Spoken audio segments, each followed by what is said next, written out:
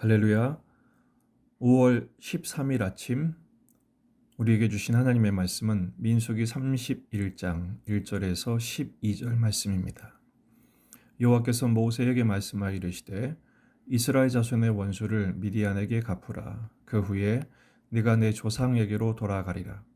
모세가 백성에게 말하여 이르되 너와 함께 있는 사람들 가운데서 전쟁에 나갈 사람들을 무장시키고 미디안을 치러 보내어 여호와의 원수를 갚되 이스라엘 모든 지파에게 각 지파에서 1,000명씩을 전쟁에 보낼지니라 하매 각 지파에서 1,000명씩 이스라엘 100만 명 중에서 12,000명을 택하여 무장을 시킨지라. 모세가 각 지파에서 1,000명씩 싸움에 보내되 제사장 엘르아살의 아들 비느하스에게 성소의 기구와 시노나팔을 들려서 그들과 함께 전쟁에 보내매 그들이 여호와께서 모세에게 명령하신 대로 미디안을 쳐서 남자를 다 죽였고 그 죽인 자 외에 미디안의 5 왕을 죽였으니 미디안의 왕들은 에이와 레겜과 스루와 후루와 레바이며 또 부올의 아들 발람을 칼로 죽였더라. 이스라엘 자손이 미디안의 부녀들과 그들의 아이들을 사로잡고 그들의 가축과 양떼와 재물을 다 탈취하고 그들이 거처하는 성읍들과 촌락을 다 불사르고 탈취한 것, 노력한 것, 사람과 짐승을 다 빼앗으니라. 그들이 사로잡은 것 자와 노력한 것과 탈취한 것을 가지고 여리고 맞은편 요단강가 모압 평지의 진영에 이르러 모세와 제사장 엘르아살과 이스라엘 자손의 회중에게로 나아오니라. 아멘. 본문에 계시된 하나님은 어떤 분이신가? 미디안의 원수를 갚기를 원하셨습니다. 여호와께서 모세에게 마지막 사명을 남겨주십니다. 내가 조상에게로 돌아가기 전, 바로 죽기 전에 해야 할 일은 이것이다. 바로 이스라엘의 원수인 미디안에게 원수를 갚아라 라는 것입니다. 그래서 용사들을 무장시키죠. 그리고 전쟁에 내보내서 대승을 거두게 됩니다. 미디안이 누굽니까? 원래는 아브라함의 서자 그두라의 소생이죠. 그러나 25장에서 바알볼 사건이 일어납니다. 모압 왕 발락이 발람을 사주해서 이스라엘을 저주하려던 계략이 실패하자 나중에 발람이 발락에게 꾀를 주죠.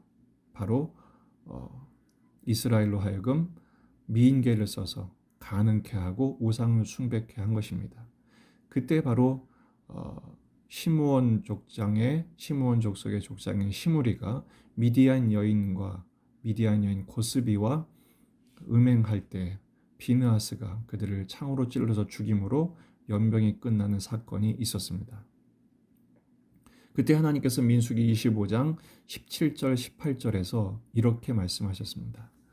미디안인들을 대적하여 그들을 치라. 여기서 대적한다는 말은 원수로 다루라는 뜻입니다. 그들을 치라. NIV에서는 죽이라 라고 번역하고 있죠. 왜냐하면 이는 그들이 속임수로 너희를 대적하되 부올의 일과 미디안 지휘관의 딸 곧 부올의 일로 연병이 일어난 날에 죽임을 당한 그들의 자매 고스비의 사건으로 너희를 유혹하였기 때문이다 라고 말씀하고 있습니다. 오늘 본문 2절에서는 이스라엘 자손의 원수라고 되어 있지만 또 3절에서는 여호와의 원수라고 설명되어 있습니다. 자녀의 원수가 아버지의 원수인 거죠. 그래서 하나님께서 여호와의 원수를 갚는 전쟁을 명령하신 것입니다. 그런데 이 전쟁은 이스라엘 군대가 하는 전쟁이 아니라 하나님이 직접 싸우시는 하나님의 전쟁입니다. 무엇을 보면 알 수 있냐면 병사들의 수입니다. 이스라엘은 지금 60만의 장정들을 보유하고 있었습니다. 하지만 한 지파에 1,000명씩 12,000명만 보냈죠. 물론 정예군일 수도 있지만 수를 봤을 때 수십만의 대군과 싸우기는 지극히 적은 수입니다. 결국 하나님이 싸우신다는 것입니다. 뒤에 보면 이 전쟁에서 12,000명밖에 되지 않은 이스라엘은 단 한 명의 사상자도 나오지 않았습니다. 왜 그러죠? 하나님이 싸우셨기 때문입니다. 또 하나는 무기입니다. 오늘 본문에 보면 무기를 무엇으로 무장시키시든가. 6절을 보면 모세가 각 지파에 1000명씩 싸움에 보내되 제사장 엘르아살의 아들 비느하스에게 성소의 기구와 신호 나팔을 들려서 전쟁에 내보냅니다. 성소의 기구, 법궤죠. 신호 나팔, 이건 예배의 도구입니다. 세상에 이것으로 싸움을 하는 전쟁은 없습니다. 더군다나 지휘관이 모세도 아니고 여호수아도 아니고 바로 비느하스입니다. 비느하스는 제사장 엘르아살의 아들이죠. 이후로 대제사장이 가문을 갖게 하시니까 바로 제사장이 이 전쟁의 지휘관인 셈인 것입니다. 군인이 아니죠. 왜 그렇습니까? 하나님이 직접 싸우시는 영적 전쟁이기 때문에 그렇습니다. 오늘 말씀에서 또 한 가지 중요한 것은 발람을 칼로 죽였다는 말이 나옵니다. 다섯 왕도 죽이고 그리고 모든 남자를 죽였는데 발람도 죽였다. 왜 그렇습니까? 바로 바알부올의 원흉이 발람이었기 때문에 그렇습니다. 백성들을 죄짓게 한 원수를 하나님이 갚으신 것이죠. 오늘 말씀을 통해서 우리는 두 가지 가장 중요한 교훈을 찾을 수 있습니다. 첫째, 하나님은 죄를 가장 싫어하십니다. 사실은 미디안을 원수로 여긴 게 아니라 죄를 원수로 여기신 것입니다. 어떤 분은 미디안 족속을 멸절시킨 것에 대하여 민족을 말살하시는 잔인한 하나님으로 표현하고 있지만 하나님은 지금 죄와의 전쟁을 수행하고 계신 것입니다. 로마서 3장 23절 모든 사람이 죄를 범하였음에 하나님의 영광에 이르지 못하더니. 왜 그렇습니까? 죄의 삭은 사망이기 때문에 그렇습니다. 계시록 20장 13절 바다가 그 가운데서 죽은 자들을 내주고 또 사망과 음부도 그 가운데서 죽은 자를 내주매 각 사람이 자기의 행위대로 심판을 받습니다. 15절에 누구든지 생명책에 기록되지 못한 자는 불못에 던져지더라. 그러나 예수 그리스도의 보혈로 씻음받은 우리들은 새 예루살렘에서 영생 복락의 은총을 얻게 될 줄로 믿습니다. 하나님은 죄를 가장 싫어하시고 그 죄를 심판하시는 분이십니다. 또 한 가지 우리가 묵상할 수 있는 것은 죄를 짓게 하는 것을 또 싫어하십니다. 왜 미디안 족속을 이렇게 철저하게 멸절하시나요? 바로 미디안 여인들이 이스라엘을 범죄케 했기 때문에 그렇습니다.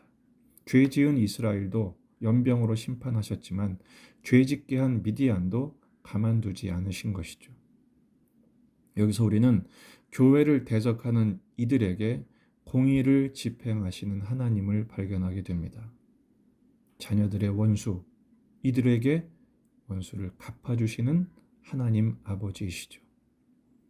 데살로니가 후서 1장 6절입니다. 너희로 환난을 받게 하는 자들에게는 환난으로 갚으신다 말씀하셨습니다.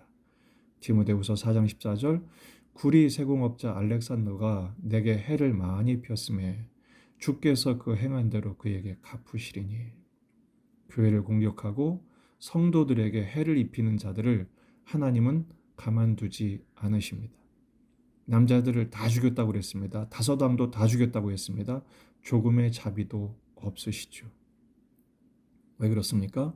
하나님은 지금 죄와의 전쟁, 죄를 짓게 한 대적들과의 전쟁을 하고 계시기 때문에 그렇습니다. 지금 교회를 대적하는 세상들을 보면서 억울해하실 필요도 없고 그것 때문에 속상해하실 필요도 없습니다. 저들은 교회를 미워합니다. 왜 그렇습니까? 교회의 통치자이신 하나님을 미워하기 때문에 그렇습니다. 하나님은 저들을 반드시 원수 갚아 주실 것입니다. 오늘 말씀을 통해서 두 가지 기도 제목을 나누기를 원합니다. 첫째, 우리 자신이 죄와 피 흘리기까지 싸워서 자신을 거룩하게 지키는 삶을 살게 하옵소서 기도하십시다. 우리는 시시각각 비가 오면 잡초가 자라듯 우리 안에 죄가 자꾸 자라고 있음을 보게 됩니다. 십자가 앞에 나아가 주님의 보혈로 매일 씻음을 받아 그리고 죄를 씻음 받을 뿐 아니라 죄와 피 흘리기까지 싸워서 이길 수 있는 거룩한 전쟁의 용사들이 되셔야 합니다. 두 번째 기도 제목은 교회를 대적하는 것이 아니라 교회를 사랑하며 섬기는 사람이 되게 하옵소서.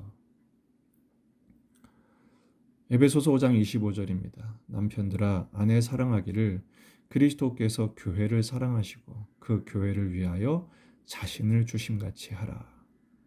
물론 이 본문은 부부 관계를 설명하는 말씀으로 많이들 인용하지만 사실은 예수님이 교회를 얼마나 사랑하시고 어떻게 사랑하셨는지를 설명하는 본문입니다.